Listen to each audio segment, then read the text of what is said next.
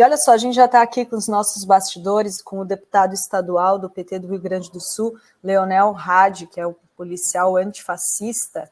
Tudo bem, Leonel? Bem-vindo. Tudo certo, Dri, Henrique, uma honra estar com vocês, com toda a audiência da Fórum também. Prazer é nosso aqui de receber você. Leonel, a gente divulgou aqui na Fórum, viralizou bastante, teve bastante repercussão, um vídeo do último final de semana, no lançamento da pré-candidatura da Maria do Rosário, pelo PT, a Prefeitura de Porto Alegre, e da Tamires Filgueira. E um militante do MBL teve a audácia, né, a cara de pau, de ir lá atrapalhar, né, provocar o evento, os participantes do evento. Eu quero que o Leonel conte, mas vou colocar o vídeo para quem não viu ainda assistir. Não é lugar da palhaçada, rapaz. Falando mal da polícia, mas o cu é rola, rapaz. Eu mesmo, cara, sou trabalhador. Trabalha no quê? Você trabalha no quê? Trabalha no quê? Tô te perguntando. Trabalha no quê? Trabalha no quê? Eu sou polícia. Trabalha no quê? Tu trabalha no quê? Tu trabalha no quê? Quem é que te financia pra ficar aqui essa hora? Quem? Quem? Sabe onde eu sou? Não, quem que trabalha? Você não sabe. Bando de vagabundo. Bando de vagabundo. Tu trabalha onde? Hoje tu trabalha? Bando de vagabundo pra estar aqui, sabe? Que corrupto, rapaz. Ah, o PT não é corrupto. Olha aí, ó. O PT não é corrupto. Quem é que te financia? Quem que tá fazendo aqui? Quem é que tá fazendo? Eu sou, amigo. Eu tinha bloqueado meu acesso da Assembleia, cara.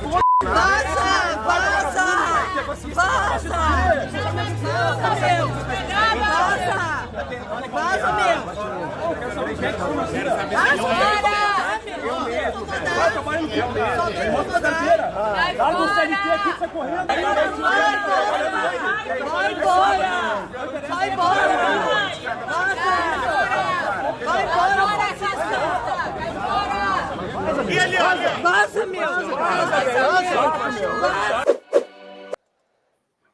Pois é, ele foi lá, conta pra gente, ele chegou a agredir a Maria do Rosário, foi isso, Leonel? Ele, como toda estratégia do MBL, é causar tumulto. O único objetivo deles é colocar pessoas em contradição, porque eles já têm uma estratégia de como abordar pessoas e apanhar. Eles só têm essas duas estratégias para montar um vídeo, recortar e depois montar.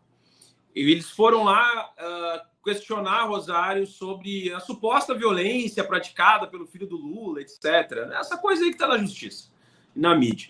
E aí se seguraram o ombro dela, cercaram ela, aquela função toda. Nesse momento, eu estava chegando e, para mim, o MBL tem que ser tratado dessa forma. É perguntar quem é que financia, no que eles trabalham, porque não é possível, né, que eles tenham tempo de sobra e recursos de sobra para ficar viajando o Brasil, para ficar indo nos locais, dia de semana. Tudo bem, é no fim de semana, mas quem é que financia essas pessoas, né, para estarem produzindo vídeos, etc. E, de imediato, então, eu fiz essa abordagem, já conhecia esses indivíduos que vieram aqui, inclusive, na Assembleia, tentar fazer a mesma coisa com a Rosário, fazer a mesma coisa comigo, né, e levaram o mesmo tipo de resposta. Tá? Então, são indivíduos aí conhecidos. E, na sequência, eu também consegui entrar nesse grupo que organizou esse ato aí, do grupo de WhatsApp deles. E ali era um show de misoginia, de machismo, de palavrões, de incentivo à violência. Então, é essa sistemática. O MBL atuou aqui em Porto Alegre de uma forma muito violenta em 2016, nas eleições de 2016, entre Marquesan, do PSDB, e o Sebastião Melo, que é o atual prefeito. Na época, o Sebastião Melo perdeu a eleição.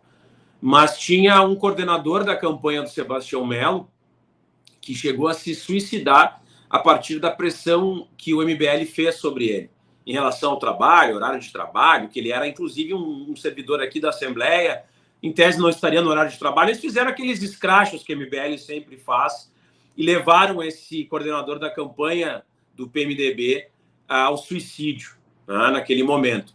Então, quer dizer, é essa maneira agressiva, essa maneira baseada em fake news, em exposição de pessoas, que é a sistemática do MBL, que eles estão tentando implementar aqui em Porto Alegre e vão fazer isso nas campanhas ao longo do nosso país, mas aqui no Rio Grande do Sul, em Porto Alegre, nós estaremos sempre atentos e monitorando esses grupos fascistas para que eles não tentem tumultuar o processo eleitoral. Não faz sentido alguém de um grupo político oposto ir a um evento, né, de uma outra agremiação, um evento democrático.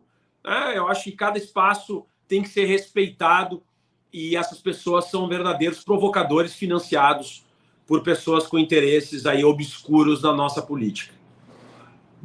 Pois é, né? Isso é gravíssimo, né? A violência que eles impõem, né? Indo num espaço, o que o cara vai fazer num evento do PT? É só para causar mesmo, né? Só para tumultuar. E para variar, agredindo mulheres, entende?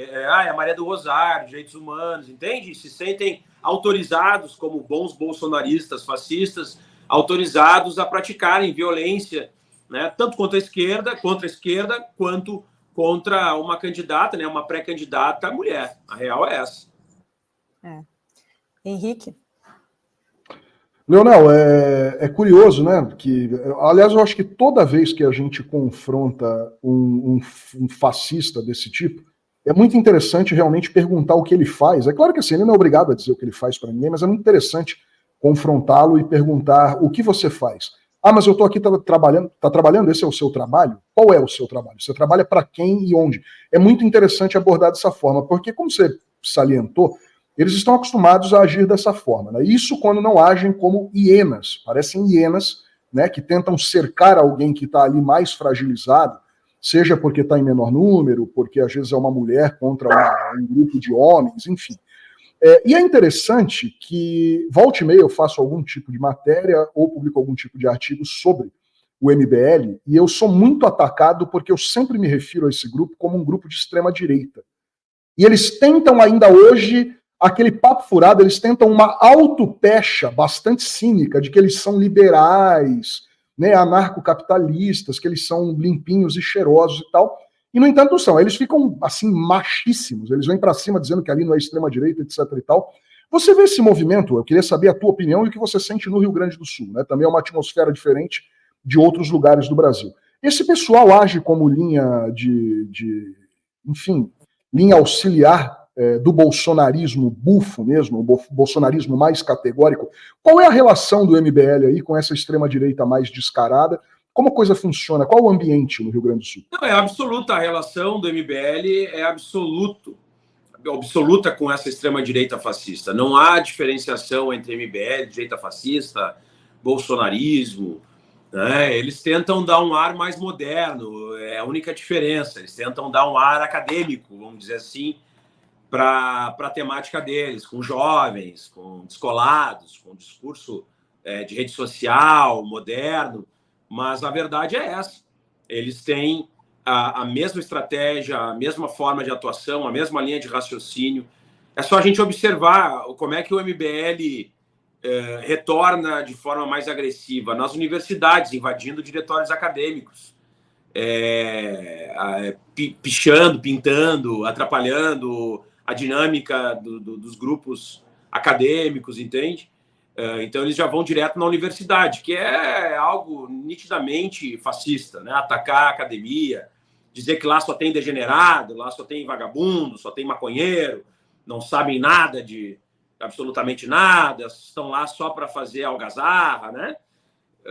Então, é essa sistemática, né, que é típica do fascismo, e ficar nessa lógica de embolar, né, os argumentos, de, digamos, chamar o outro de fascista, né? Sabe? Eles ficam apontando situações para tumultuar a linha de raciocínio e tumultuar o debate para se descolarem de qualquer tipo de crítica. Mas nesse grupo que eu entrei, em que inclusive vai subir um vídeo hoje, eu demonstrando, né, as falas misóginas, machistas, agressivas, reais, né, desse grupo, isso fica muito evidente, né, que são personagens para a rede social e atuando de forma hipócrita, de forma cínica, né, nos bastidores, para justamente causar caos, causar tumulto, causar falsas narrativas. É por isso que ninguém que for abordado por esses indivíduos deve entrar em qualquer tipo de debate, absolutamente nenhum tipo de debate. Não importa se a gente vence esse debate, se os nossos argumentos são contundentes. absolutamente não importa. Eles dão um jeito de editar, de recortar, pega 3 frases, corta para outras 4 frases, montam um vídeo da maneira como eles querem narrar. Então, o negócio com eles é na base justamente de perguntas, e não dá espaço de fala, não dá espaço, inclusive físico, para eles se organizarem. Até porque eles nunca estão sozinhos, né? Eles sempre estão, como foi bem falado aqui, entre 3, 4, tem 2 gravando, um faz de conta que é militante, eles usam camisetas, eles usam adesivos, eles se misturam no grupo para né, as pessoas pensarem que eles estão juntos, né? Então tem que ter muito cuidado na forma de atuação com esse grupo criminoso que é o MBL. Isso é importante, né? Quando para as pessoas aqui, né? Porque aqui tem nossa comunidade, né? Do campo progressista, não é entrar na discussão, né? Como se comportar ali se você está no seu dia a dia, você tá nem discussão e nem agressão física. Nunca pode dar um soco nessas pessoas, nunca, né? Porque eles querem isso, eles provocam de tal forma e às vezes eles até batem nas pessoas antes para depois filmar a reação. Então tem que ter essa percepção que a presença ela tem que ser física, massiva de um grupo para expulsar eles, mas sem qualquer tipo de agressão física. Porque é o que eu falei no início, eles só têm 2 propósitos: criar uma narrativa, botar a pessoa em contradição, e o segundo propósito é serem agredidos, mesmo que eles tenham agredido antes, entendeu? Então, assim, e o que importa não é o momento em si, o que importa é o recorte que vai para as redes sociais, o que importa é o que está indo para a mídia, não é o que aconteceu naquele local. E é importante que a gente também sempre filme, né? Quando eles aparecem, alguns dos nossos filmando por fora, né? Não no meio do tumulto, filmando por fora, pegando todo, para demonstrar e começar a desmascarar esses criminosos aí do MBL. E Leonel, você acha que agora, com o governo Lula, com o Bolsonaro derrotado, eles continuam aí mais soltos, ou mudou um pouco? Né, a gente conseguiu aí... Como que você vê o cenário desses fascistas mesmo, né? Com o governo Lula? Qual que é a sua avaliação? Não, eles estão mais agressivos, mais presentes, tentando angariar, né, os seguidores aí do Bolsonaro, ou tentando modificar essa equalização, né, de poder, buscando causar situações de desconforto, situações que façam com que exista uma movimentação social em prol dessas temáticas que eles levantam, que são temáticas completamente desconexas, né, muito pouco baseadas na realidade, mas eles estão, de fato, atuando, né, porque antes era difícil defender o Bolsonaro, né, e aí é um grupo acostumado sempre a críticas, a desmoralização, a atacar reputações. Como é que eles iam defender um governo, né? Então eles meio que recuaram nesse momento, né, durante o governo Bolsonaro, ficavam como uma linha auxiliar mais light, meio de defesa, de ataque, mas agora, como eles são, né, oposição ao governo Lula, então eles têm um campo mais aberto para ficar fazendo apontamentos sobre contradições, sobre outros aspectos, mas sempre de uma forma criminosa, de uma forma imoral, de uma forma antiética, de uma forma covarde, que é aquilo, né, do MBL que está no seu gene, no seu nascimento, né, porque o MBL ele nasce naquele contexto de 2013, que para mim, né, durante algum tempo, parte da esquerda tentou ainda chamar de jornadas de junho, né, as jornadas e tal, né, tentou dar uma ideia de que aquilo era a Primavera Árabe brasileira. Bom, olha como é que acabou a Primavera Árabe, né? Mas tentou dar uma ideia de movimentos horizontais, sem partidos, etc. Mas, para mim, é o germe do fascismo, é 2013, no momento em que existe aquela mudança, né, que sai dos movimentos sociais, do pedido da passagem, e migra para uma lógica contra tudo que está aí. Então, é ali que surge a MBL, Revoltados Online, todos esses grupos que hoje né, alguns já acabaram, outros se adaptaram, mas é nesse contexto. Então, são grupos fascistas por origem. Claro que não vão se dizer fascistas, porque ninguém hoje em dia, né, eu sou fascista. Ninguém vai falar isso. Mas se a gente fizer um checklist, né, do que eles acham, com certeza dá gol. dar correto, vai dar 100% de aproveitamento. E eu quero chamar a atenção para um único argumento que eles utilizam, né, que essa extrema-direita utiliza para dizer que não são fascistas. E eles resumem o fascismo a uma lógica de controle estatal sobre a economia. Basicamente é isso. Se a gente for fazer um debate, se for ver como eles... nós não somos fascistas, porque no fascismo o Estado é absoluto e nós somos contra o Estado, e nós somos privatistas. Isso é uma falácia, né? Isso é uma mentira, é um argumento equivocado, porque o fascismo ele pressupõe um Estado forte, mas um Estado de controle, né? É um Estado de controle. Quando fala nada fora do Estado, é um Estado de controle. Típico do Bolsonaro, não é? Bolsonaro tinha uma BIM paralela, que controlava inclusive os seus aliados, controlava de forma ilícita e criminosa opositores. Era um Estado que tinha como objetivo vedar o direito das mulheres, vedar os direitos da população LGBT, tinha como propósito criminalizar os grupos de esquerda, tinha como propósito criar fake news para causar medo e as pessoas ficarem centradas. Era um Estado tão forte que ele achava que tinha direito, inclusive, de vender presentes dados ao governo para se favorecer pessoalmente. Então, quer dizer, se a gente for lembrar, né, da Segunda Guerra Mundial, Hugo Boss, Porsche, IBM, são grandes multinacionais que estavam atuando naquele momento, durante a Segunda Guerra Mundial, em governos fascistas e nazistas, que é uma variação do fascismo. Então, esse papo de o Estado é tudo dentro do Estado, sim, mas é o que vocês defendem. Porque se vocês estão tentando interferir na vida particular das pessoas, estão tentando atacar a democracia, dar golpe de Estado para criar um Estado totalitário, um Estado autoritário, como a gente viu no 8 de janeiro, e tudo que foi articulado antes disso, na tentativa de explosão do aeroporto internacional de Brasília no dia 24 de dezembro, na tentativa de ataque à Polícia Federal no dia 12 de dezembro, colocando fogo em ônibus, enfim, contra as eleições, propagando fake news sobre as urnas eletrônicas. Isso é típico de um Estado fascista e autoritário, que é o que eles defendem. Então não tem nada a ver com o aspecto econômico, é muito secundário em relação à definição do que é ou não é fascismo.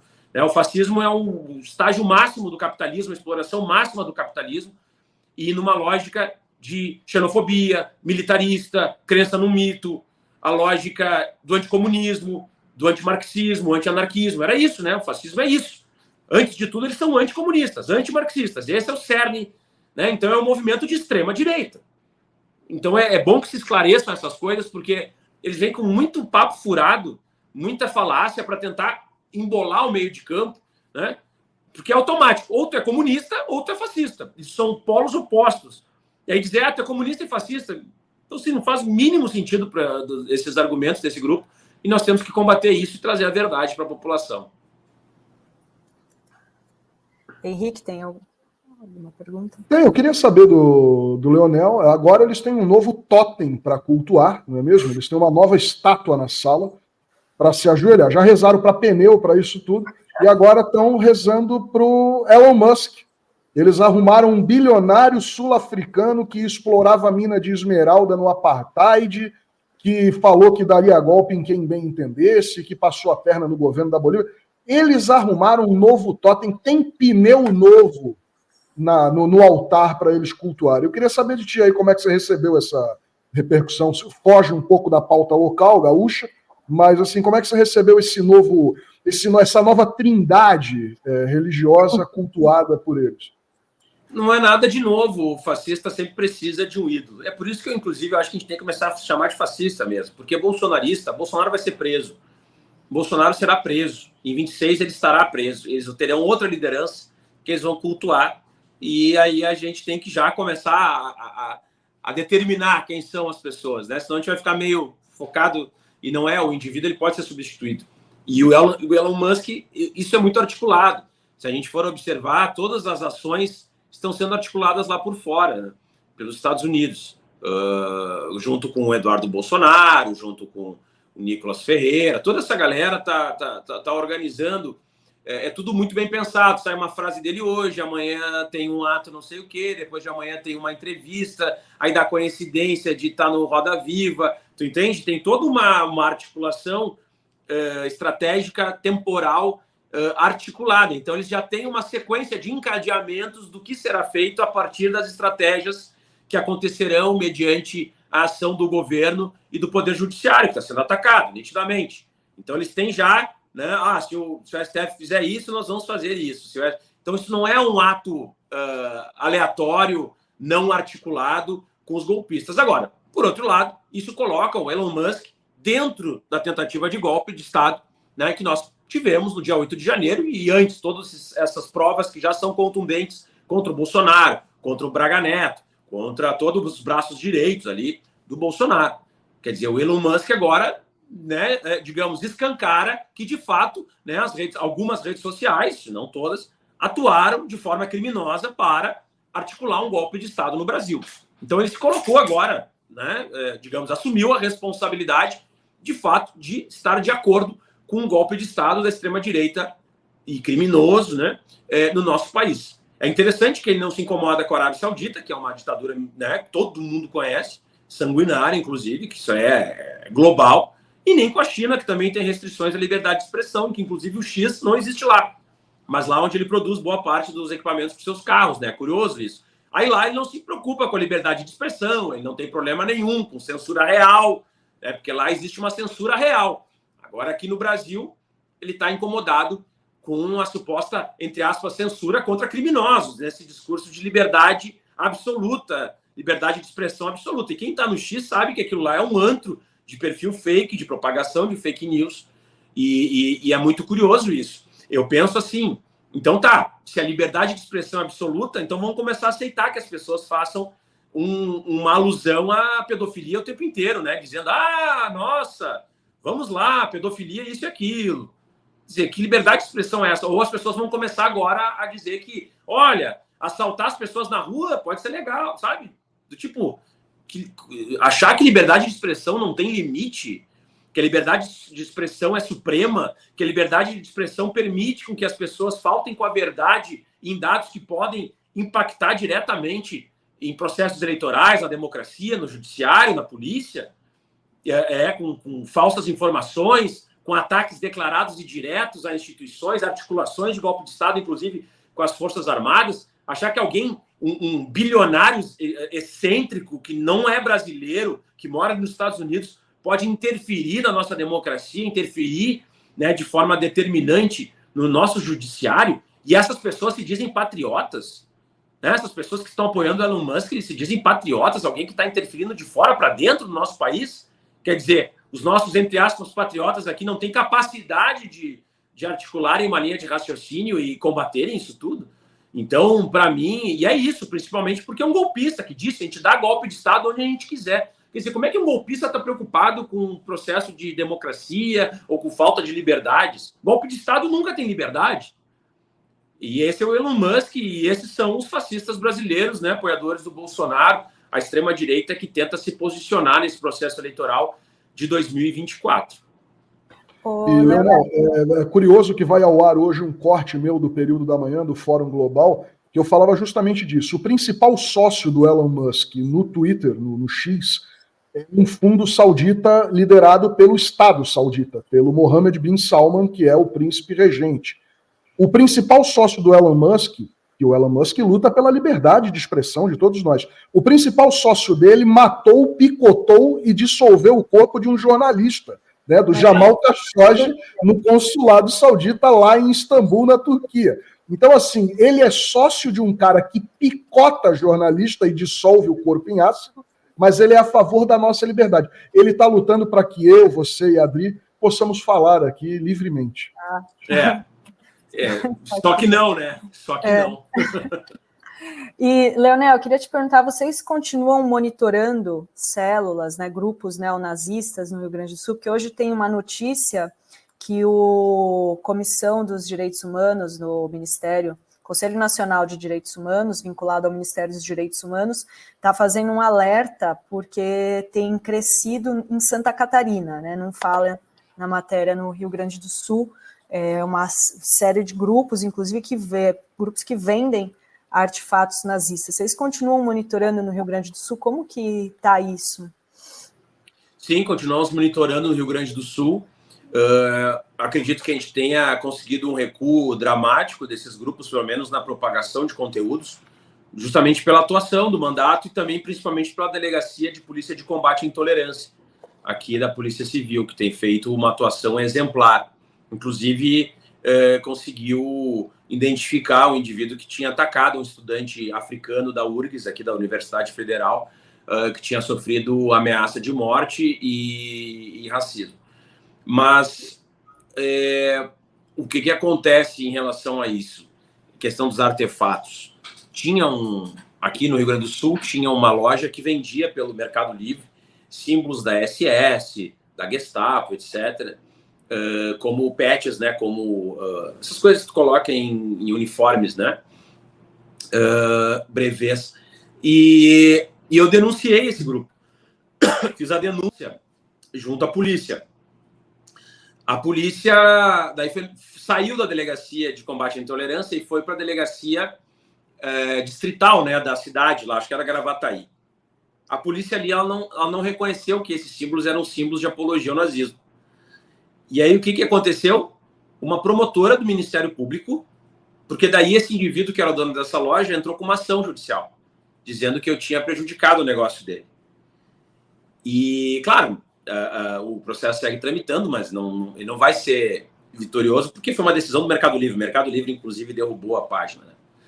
Mas olha só que curioso, a promotora aqui do Ministério Público do Rio Grande do Sul, uma promotora, quando ele entrou com esse processo enfim, que teria prejudicado o negócio dele, e inclusive que eu teria feito uma denunciação caluniosa, porque eu saberia que aquilo não era um crime de apologia ao nazismo. Pasmem, mas a promotora do Ministério Público, mesmo vendo símbolos da SS nazista, Gestapo, caveira de 18 dentes, toda aquela função, ela enviou um ofício para a Corregedoria da Polícia Civil para que averiguasse se eu tinha cometido crime de denunciação caluniosa, sabendo que aquilo ali não era símbolo de apologia ao nazismo. Daí eu me lembro, né, que agora a Adidas, inclusive, foi obrigada a mudar o formato do número e não permitir que colocassem o número 44 numa camiseta lá da Alemanha, porque lembrava o SS, esse mesmo símbolo. Quer dizer, os alemães, a Adidas da Alemanha, consideram que esse é um símbolo de apologia ao nazismo. Mas uma promotora aqui do Rio Grande do Sul acha que não. Né? Curioso, claro, não vai dar em nada isso, mas é curioso para a gente refletir onde estão os problemas aqui no nosso estado, no Rio Grande do Sul e Santa Catarina. Essa leniência do poder público em relação à apologia, às ações desses grupos terroristas, e depois ficam chocados quando tem atentado em escola. Ficam chocados quando o idiota entra com uma arma numa escola e fuzila as pessoas, ou esfaqueia as pessoas. Né? Mas todos esses grupos são ligados às células neonazistas, principalmente desses grupos de Discord. São misóginos, propagam conteúdo de ódio contra as mulheres, conteúdo neonazista, conteúdo racista, tudo nessas redes sociais como o Discord, né? Esses fóruns, esses chats. Aí depois acontece um atentado, tu vai ver sempre tem material nazista envolvido. Mas aí quando chega para fazer a prevenção disso, para que esse material não seja propagado, o próprio poder público ele se omite. Ele negligencia e ainda por cima ataca aqueles que tentam denunciar essa situação. Quer dizer, é bizarro isso que a gente acaba vivendo quando faz esse embate. E aí a gente acaba sendo alvo. Quem denuncia vira alvo de ações, inclusive, do poder público, o que é algo chocante. Então eu digo, depois não reclamem quando nós tivermos mais atentados, né, a escolas, como nós temos visto, né, deu uma reduzida a partir de ações da Polícia Federal, das polícias civis, inclusive aqui do Rio Grande do Sul, mas esses grupos seguem atuantes. Olha só, tem vários comentários aqui. A Andréia Cristina diz: Leonel, se faz urgente o governo promover ações de grande porte com serviços sociais, culturais, ecumênicos, algo que reúna famílias. Temos que tomar as ruas com ações, minas, templos, doutrinadores. Tem o Marcos, ele diz que muito bom, Leonel, desde quando vi você com a camisa antifascismo, mandei fazer 2 para eu usar. E o Lucas diz: teocracia, Estado policial, tecnocracia, realmente não sei o resultado disso. E a Solange diz que faço parte da terceira idade antifascista. Muitas lutas e manifestações no currículo, bora enfrentá-los, povo. Muito legal. E a Yara, que é a nossa colunista aqui da coluna China em Foco, ela diz, acho que é preciso explicar melhor a soberania digital da China. O X não está lá porque se recusa a se adequar às leis. Não é censura, não é censura. Não, o ponto-chave é esse, é dizer o seguinte, tá, e por que lá ele não se incomoda e não faz vídeos e não faz gritedo, né? Eu não vi nunca o Elon Musk falando sobre a China. Nunca vi ele dizendo, nossa, a liberdade de expressão. Agora, aqui no Brasil, ele se acha no direito de não seguir nossas leis, de não seguir a nossa legislação, de não obedecer ordens judiciais. Então, é nesse sentido, né? Ele não se incomoda com alguns países e quer aqui ditar regras para outros países. Isso aí, a Solange diz, uma vergonha para o Rio Grande do Sul, ainda bem que temos figuras combativas como Rádio, Rosário, Melchiona e tantos outros, com certeza. Leonel, muito obrigada pela entrevista aqui hoje, já vou dizer até a próxima, em breve aí a gente vai... Estamos sempre à disposição. Obrigadão, viu? Boa semana. Obrigado, um abraço. Valeu.